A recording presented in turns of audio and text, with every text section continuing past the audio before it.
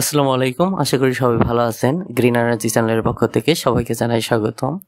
বন্ধুরা, আজকে আমরা ব্যাটারির কয়েকটা সমস্যা নিয়ে কথা বলবো। তার মধ্যে হলো যে আপনার ব্যাটারি দিনে অনেক সোলারই দেখা যায় ঠিকঠাক মতো চলে, ফ্যান চলে বা লাইট চলে। তো সন্ধ্যা হইলেই বা তার 2-1 ঘন্টা পরেই দেখা যায় যে সোলার বা আপনার সোলার আউটপুট বন্ধ করে দেয়, ফ্যান বাতি চলা বন্ধ হয়ে যায়। তো এইগুলা হইলে আপনি কি কি সমস্যায় পড়তে পারেন বা আপনি কি কি করলে এই সমস্যাটা দেখতে পারবেন বা আসলে আপনার ব্যাটারির কি সমস্যা সেটা কি আপনি চেক করতে পারবেন। তো সেই বিষয় নিয়ে আজকের ভিডিওটি। বন্ধুরা, এর জন্য আমরা এই যে এখানে যে ব্যাটারিটি দেখতে পাচ্ছেন, তো এই ব্যাটারিটি তো আমরা আসলে এই সমস্যাটা সমাধান করার জন্য প্রথমে যে বিষয়টা দেখব সেটা হলো এই যে তারটা, আপনারা যে তারটা দেখতেছেন এটা থেকে ঠিকমতো চার্জ আসে কিনা। তো সেই চার্জ আসে কিনা সেটা একটু চেক করে নেবেন। তো আমরা এখানে চেক করে দেখলাম যে এখান থেকে মোটামুটি 18 ওয়াটের মতো চার্জ আসে।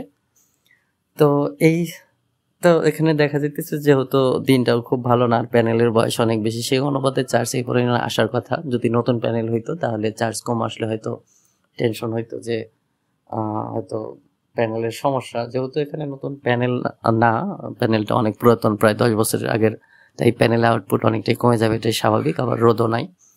তো সেই জায়গা থেকে এখন আমরা চলে যাব দ্বিতীয় সমস্যা। আর যেহেতু এখানে কোনো কন্ট্রোলার নাই, কন্ট্রোলারের সমস্যা থাকার কোনো সুযোগ নাই। এখানে আমরা এবার একটু ব্যাটারিটা মেপে দেখব।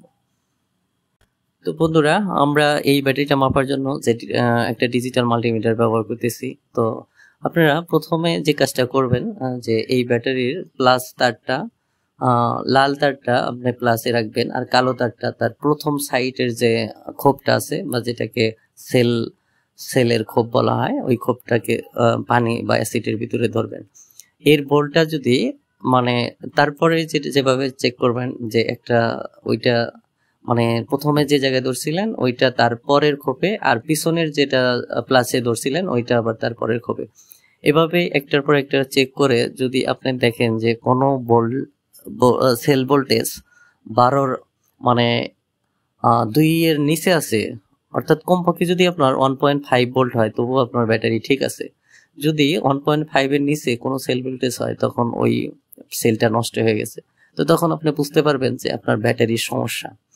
তো আমরা যেভাবে পরীক্ষা করলাম এভাবে আপনারা ব্যাটারির সেল ভোল্টেজ চেক করে নিতে পারেন। অনেকেই আপনি বাজারে নিয়ে যান, নিয়ে যাওয়ার পর গ্রাম অঞ্চলে যারা আছেন নিয়ে যাওয়ার পর দোকানদার আবিজাবি পোস্ট দিয়া ঠিক করে দিবে বা ব্যাটারির অ্যাসিড বদলাই দিবে বলে আপনাদের কাছ থেকে অনেক টাকা নেয়।